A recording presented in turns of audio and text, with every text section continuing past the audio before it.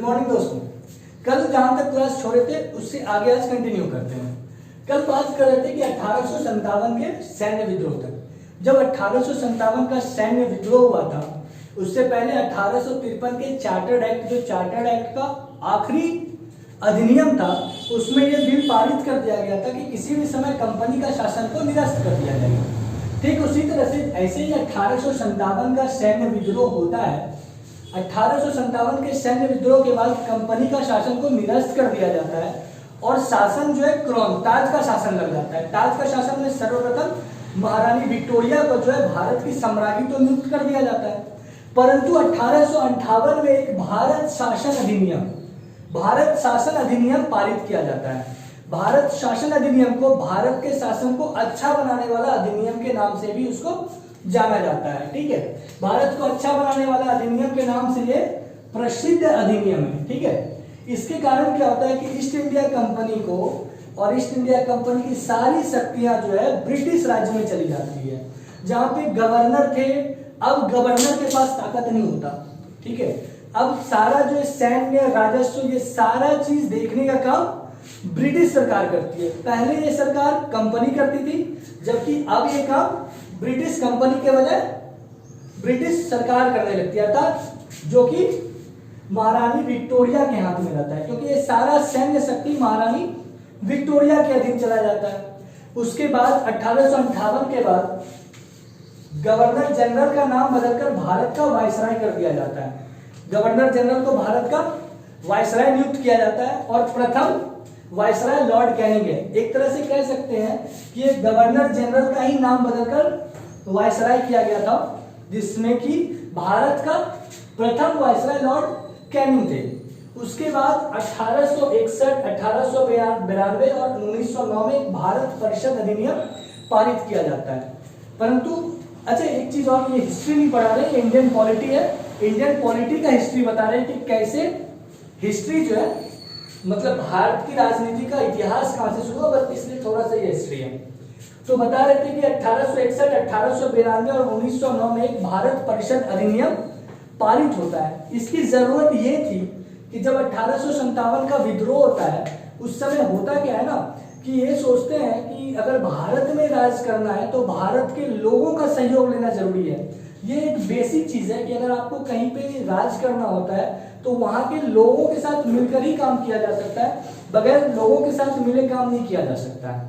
इसीलिए ब्रिटिश सरकार चाहती है कि इस अधिनियम के तहत कहीं ना कहीं से भारत सरकार को या भारत के नागरिक को अपने में मिला लिया जाए, ताकि जो है भारत पर शासन जो है अच्छे से किया जा सकता है। ठीक है, यहां तक समझ में आ गई बात। 1861 का जो भारत परिषद नियम था, इसमें क्या था ना कि भारतीय प्रतिनिधि को शामिल करने का इसमें शुरुआत किया गया था। मतलब भारत का जो वायसराय था, वो किसी भी भारतीय को विधान परिषद में मनोनीत कर सकते थे।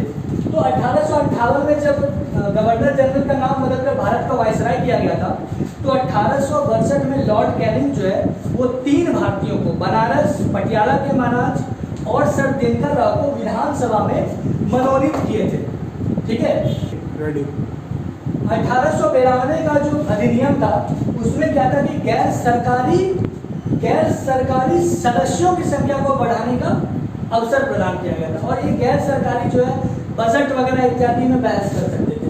ठीक है, मतलब एक तरह से कह सकते हैं कि भारत का वायसराय अपने मन से किसी को भी मनोनीत कर सकते थे। अब मनोनीत भाई अब हमको और आपको तो नहीं करेंगे, वो अपनी तरह से अपने लेवल के आदमी को मनोनीत करते थे। 1861 तक जो है ये सिर्फ मनोनीत किए थे विधान परिषद के लिए, परंतु 1892 का जो था भारत परिषद अधिनियम, उसमें क्या था कि अब ये मनोनीत सदस्य जो है वो बहस कर सकते थे, डिबेट कर सकते थे, कहाँ पे बजट देना है, किस जगह पे पैसा इन्वेस्ट करना है या नहीं करना है। इसके लिए आप मनोनीत सदस्य जो है डिबेट भी कर सकते थे। ठीक है, अब आगे देखते हैं 1909 का भारत परिषद अधिनियम स्टार्ट। देखिए अब क्वेश्चन क्या क्या पूछ सकता है, इतना थेसिस देने के बाद इससे क्वेश्चन क्या आ सकता है।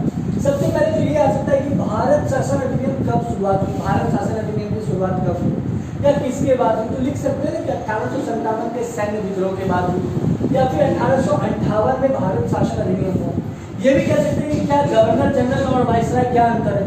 तो जब भारत का शासन कंपनी के शासन से ताज के शासन पर चला गया था, तब क्या कहते हैं, गवर्नर जनरल का नाम बदल करके भारत का वाइसराय कर दिया गया।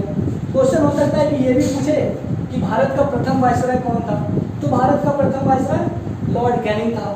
ठीक है, क्वेश्चन देखिए कहाँ से उठता है, क्वेश्चन का राइजिंग कहाँ से हो सकता है। जैसे कल पढ़ा थे रेगुलेटिंग एक्ट, तो रेगुलेटिंग एक्ट क्या था, रेगुलेटिंग एक्ट की शुरुआत 1773 में हुई थी। क्वेश्चन कह सकता है कि पिट्स इंडिया एक्ट कब पारित किया गया था, तो पिट्स इंडिया एक्ट 1784 में पारित किया गया था। चार्टर एक्ट क्या है, या अंतिम चार्टर एक्ट क्या है, तो अंतिम चार्टर एक्ट 1853 में। ठीक है, यहाँ पे आप समझ सकते हैं कि क्या से क्या है क्वेश्चन, या कहाँ से कहाँ को क्वेश्चन को घुमाया जा सकता है। ठीक है, अब क्या होता है कि जब 1892 में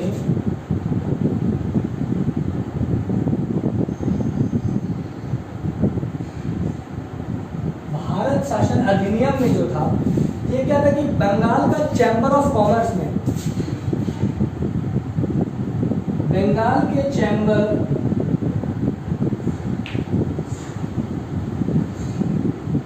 ऑफ कॉमर्स में भी जो है एक संशोधन करके इसमें भी एक बिल पारित किया गया था कि आप इस पर भी गैर अधिकारिक सदस्य जो है इसमें नियुक्त कर। अब क्या होता है कि 1909 का जो भारत शासन अधिनियम था, उसको मार्लो मिंटो सुधार आता है, मार्ले मिंटो सुधार।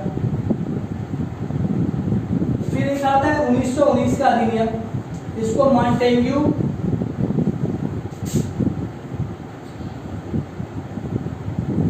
चेम्सफोर्ड सुधार भी कहते हैं।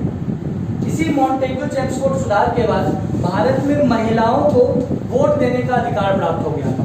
भारत में महिलाओं को वोट देने का अधिकार 1919 में प्राप्त हुआ, और उस समय जो है इंग्लैंड के प्रधानमंत्री लॉर्ड जॉर्ज थे। लेकिन क्वेश्चन क्या है कि अभी जनरली रेलवेज का एग्जाम आने वाला है,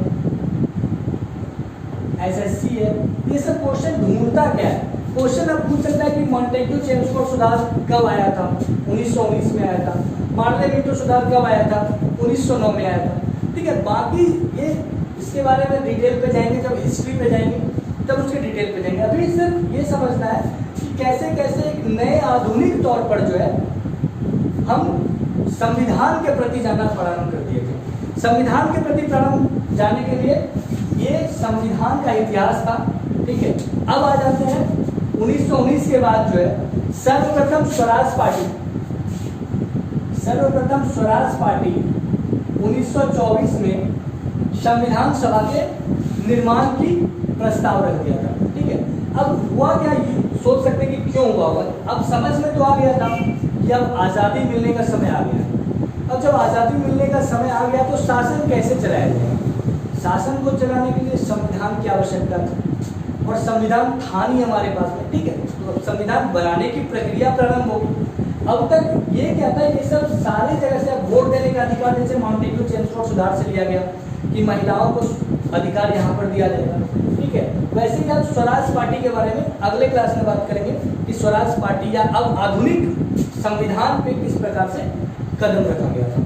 ठीक है, अब नेक्स्ट वीडियो में हम आपको ये प्रोवाइड करवाएंगे। अगर वीडियो पसंद आए तो लाइक, शेयर, सब्सक्राइब